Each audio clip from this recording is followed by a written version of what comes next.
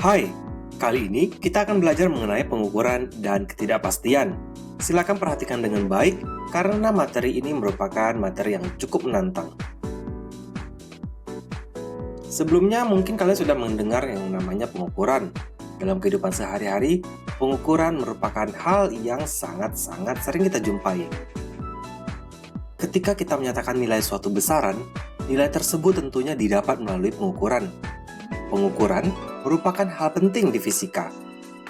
Dengan melakukan pengukuran, kita dapat membandingkan nilai suatu besaran pada kondisi satu dengan kondisi lainnya. Hasil pengukuran dinyatakan dengan angka-angka dan satuan yang relevan. Jadi, bukan dinyatakan dengan kata-kata seperti ini. Karena menggunakan kata-kata tidak menunjukkan kedetailan dari hasil pengukuran tersebut. Nah, pengukuran ini apa sih? Ketika kita melakukan pengukuran, maka kita sedang membandingkannya dengan sebuah besaran lain yang telah menjadi acuan atau standar. Misal kita ingin mengukur panjang benda, banyak sekali acuan yang bisa digunakan. Dahulu kala, pengukuran panjang menggunakan standar berdasarkan bagian tubuh manusia, seperti jengkal, kaki, dan lengan. Tentu saja, standar ini berbeda-beda untuk setiap manusia, dan nggak cocok dikatakan suatu standar. Sekarang kita sudah mengenal standar internasional untuk panjang, yaitu meter. Ketika kita mengukur jarak dalam satuan meter, kita sebenarnya sedang melakukan perbandingan, membandingkan jarak tersebut dengan benda yang bernama meter. Terdapat dua metode pengukuran, yaitu pengukuran langsung dan pengukuran tidak langsung. Pengukuran langsung, ya hasilnya dapat langsung dilihat. Contohnya bisa kita lihat, kita mau mengukur massa pisang, massa tepung terigu, tinggi badan, suhu larutan, dan lain-lain. Pengukuran tidak langsung. Untuk jenis pengukuran ini, biasanya digunakan untuk kasus yang berbahaya atau tidak bisa didapatkan dari pengukuran langsung.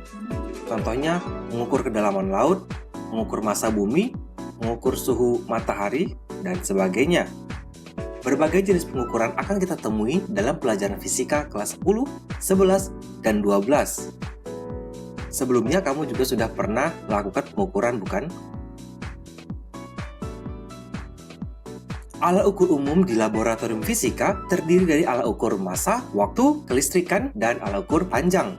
Untuk alat-alat tersebut bisa kalian lihat di slide. Ada instrumen analog dan ada instrumen digital. Setiap kali kita melakukan pengukuran, tidak ada pengukuran yang sempurna dan tepat. Benda di sini kita sebut dengan batangan. Hasil yang kita dapat adalah 0,85, tapi sebenarnya ini bukan 0,85 ya, melainkan 0,85 sekian. Hasil pengukuran tersebut tidak bisa mendapatkan hasil yang sangat-sangat teliti atau tepat, karena ini pasti berlanjut sampai habis. Terus, bagaimana dong? Bagaimana solusinya? Bagaimana solusinya untuk menuliskan hasil pengukuran yang tidak bisa tepat ini? Kita menggunakan yang namanya ketidakpastian. Ketidakpastian menyatakan rentang hasil pengukuran benda dengan batas atas dan batas bawahnya. Batas atas dan bawah ini kita sebut dengan ketidakpastian yang akan kita pelajari lebih detail di slide berikutnya. Hasil pengukuran lengkap biasanya ditulis menggunakan yang namanya ketidakpastian. Untuk yang pertama, kita tuliskan dulu hasil pembacaan. Untuk yang kedua, kita tuliskan ketidakpastiannya. Jika ketidakpastian ditulis dalam bentuk angka biasa, ini merupakan ketidakpastian mutlak. Jika dinyatakan dalam persen, ini merupakan ketidakpastian relatif. Ketidakpastian relatif didapat dari membagi ketidakpastian mutlak terhadap nilai yang terukur. Oke, tadi kita sudah bahas mengenai ketidakpastian.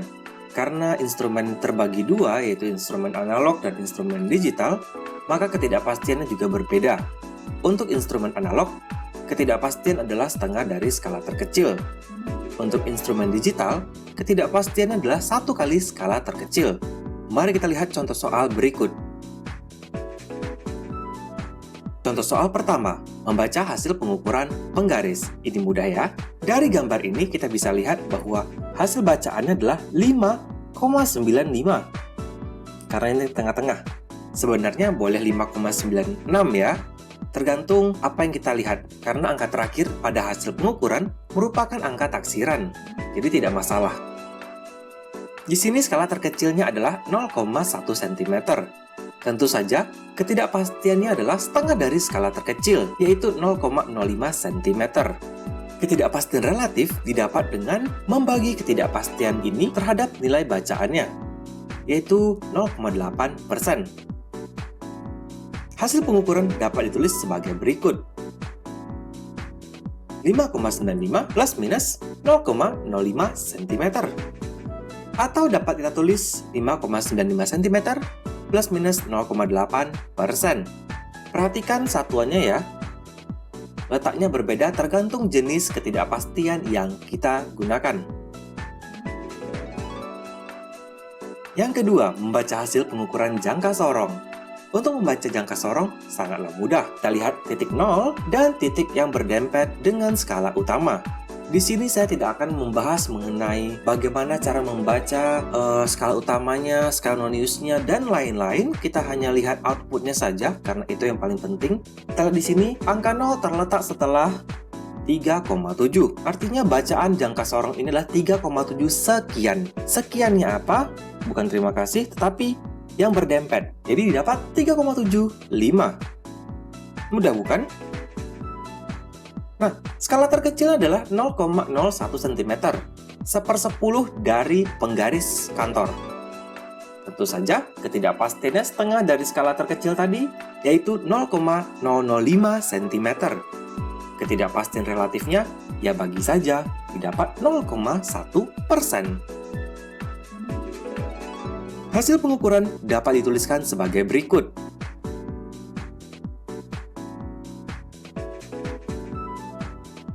Contoh soal ketiga, membaca hasil pengukuran mikrometer sekrup. Ini juga mudah. Kita langsung lihat saja, skala utamanya yaitu 2. Nah, jika muncul garis di bawah, ini menandakan dia sudah putaran kedua. Kamu tentunya sudah familiar dengan mikrometer sekrup. Menggunakannya dengan cara diputar. Putaran pertama, nilainya antara 1 sampai 50. Putaran kedua, nilainya 51 sampai 99. Di sini, cara cepatnya adalah 2, sekian. Sekiannya berapa? Kita lihat dulu. Ini adalah garis di bawah. Artinya sudah putaran kedua. Kalau sudah putaran kedua, 40 bukanlah 40, tetapi menjadi 90. Kita tambah 50. Jadi, bacaannya adalah 2,89 ya. 2,89. Ada juga alternatif seperti ini, sama juga hasilnya. Didapat hasil bacaan 2,89 mm, skala terkecil 0,01 mm, atau 1/10 dari jangka sorong. Ketidakpastiannya setengah dari skala terkecil, ya didapat 0,005 mm.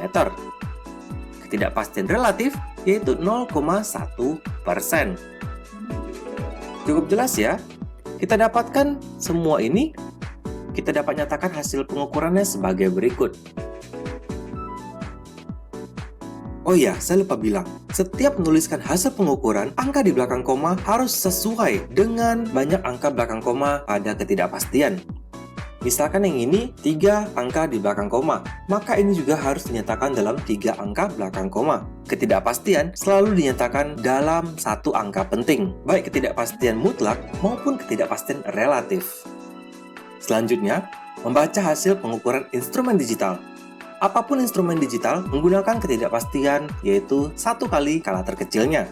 Di sini kita bisa langsung melihat hasil bacaan adalah 4,96 mm. Skala terkecil 0,01 mm. Ketidakpastian tentu saja sama dengan skala terkecil. Sedangkan ketidakpastian relatif yaitu 0,2% didapat dengan membagi ketidakpastiannya terhadap hasil bacaan. Maka hasil pengukurannya dapat tertuliskan sebagai berikut. Sekali lagi diingat ya, untuk ketidakpastian wajib dinyatakan dalam 1 angka penting. Next, ketidakpastian pengukuran berulang. Ketika kita melakukan pengukuran berulang, maka ketidakpastiannya bukan menggunakan ketidakpastian yang sebelumnya kita pelajari. melainkan menggunakan yang kita sebut dengan standar deviasi yang telah kita pelajari di Maths sebelumnya. Tapi di sini kita akan menggunakan standar deviasi yang sudah dikoreksi menggunakan koreksi Bessel, yaitu n dikurang 1. Berbicara mengenai standar deviasi merupakan ukuran penyebaran data. Semakin tersebar data tersebut, maka semakin besar standar deviasinya. Artinya semakin nggak teliti hasil pengukurannya, atau kita bisa katakan semakin jelek pengukurannya. Kalau kita lihat di sini, data A dan data B, tentu data B yang lebih bagus, alias lebih teliti, karena datanya tidak terlalu menyebar. Untuk menentukan standar deviasi menggunakan manual rasanya terlalu lambat. Kita dapat menggunakan kalkulator saintifik dalam mode statistik. Caranya bisa kamu lihat di slide. Silakan tanyakan kepada saya melalui grup jika kalian menemukan kesulitan dalam menentukan standar deviasi ini. Contoh soal pertama, tentukan hasil pengukuran periode berikut, lengkap dengan ketidakpastiannya. Ingat, untuk ketidakpastian pengukuran berulang didapat menggunakan standar deviasi. Dengan menggunakan kalkulator, pakai cara cepat saja lah ya, kita dapatkan 0,224. Ingat, ketidakpastian dinyatakan dalam satu angka penting, kita bulatkan menjadi 0,2. Untuk rata-rata, kita dapatkan 2,9 sekian. Rata-ratanya harus mengikuti satu angka belakang koma juga, sehingga hasilnya bisa kita tulis 2,4 plus minus 0,2 second. Lihat, angka belakang komanya memiliki jumlah yang sama, yaitu 1. Contoh kedua, di sini disajikan 10 data. Kita akan menuliskan hasil pengukuran yang didapatkan dari data-data ini. Tapi sebelumnya kita cermati dulu, apakah ada data yang keluar dari jalur alias tidak sesuai dengan tren. Rata-rata di sini trennya adalah 6. Satu data menyimpang dari 6, yaitu data kelima 9,51 volt. Data ini kita buang saja karena akan mengganggu data-data lainnya. Kita dapatkan standar deviasi 0,038, kita bulatkan menjadi satu angka penting yaitu 0,04. Rata-rata 6,52 sekian-sekian. Di sini standar deviasinya adalah 2 angka belakang koma. Tentu saja, rata-ratanya juga harus dibulatkan menjadi 2 angka belakang koma. Didapat V sama dengan 6,53 plus minus 0,04 volt. Kita sudah membahas mengenai ketidakpastian hasil pengukuran dan menentukan rata-ratanya. Ketika kita sudah mendapatkan hasil suatu pengukuran, kita bisa menyimpulkan apakah pengukuran tersebut akurat atau tidak, dan teliti atau tidak. Di sini kita lihat ada akurasi dan presisi. Akurasi menyatakan ketepatan dari suatu hasil pengukuran dengan pengukuran yang sudah disepakati atau nilai standar.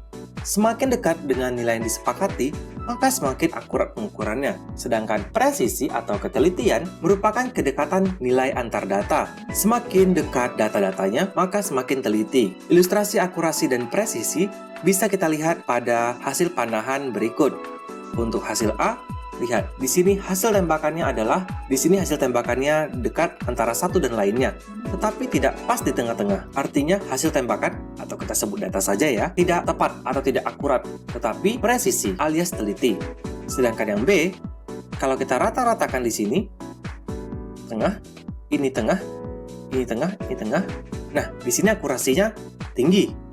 Hanya saja tidak teliti alias datanya mencar-mencar. Untuk yang C, akurat dan presisi atau teliti banget karena datanya dekat-dekat dan tepat sasaran. Sedangkan yang D, ini tidak teliti dan tidak tepat, artinya tidak presisi dan tidak akurat. Contoh soal kita bisa lihat di sini hasil eksperimen percepatan gravitasi yang dilakukan oleh 4 orang. Bisa kalian lihat datanya di slide. Kita akan menentukan siswa mana yang melakukan pengukuran dengan akurasi tertinggi. Kita ambil standar percepatan gravitasi bumi 9,8 meter per second kuadrat. Untuk akurasi, semakin dekat dengan nilai ini, maka dia semakin akurat. Ada 2 data di sini yang mendekati 9,8, yaitu 9,9 dan 9,7. Keduanya sama-sama memiliki selisih 0,1. Berarti akurasi tertinggi dimiliki oleh pengukuran Rico dan Aldaka. Yang kedua, presisi atau ketelitian tertinggi. Di sini kita harus lihat ketidakpastiannya atau standar deviasinya. Ingat, semakin teliti, standar deviasinya semakin kecil. Berarti kita ambil punya Hardy, 0,5. Kita lihat yang C, akurat tetapi tidak presisi. Yang akurat 1 dan 3, Aldaka dan Rico tadi ya. Tapi tidak presisi. Artinya ketidakpastiannya atau standar deviasinya besar, yaitu 0,9 kita ambil. Jadi, untuk yang C, jawabannya adalah Aldaka.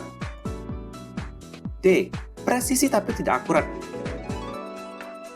Kita lihat, presisi artinya standar deviasinya kecil. Bisa 0,5, bisa 0,6 ya.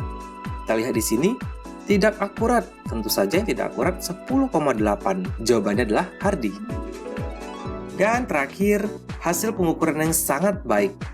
Artinya akurat dan tidak pastiannya kecil, yaitu Rico 9,7 dan 0,6. Memang, Hardy memiliki ketidakpastian atau standar deviasi kecil, tetapi di sini rata-ratanya adalah 10,8, jauh sekali dari nilai 9,8. Jadi kita pilih Rico sebagai siswa yang memiliki hasil pengukuran sangat baik.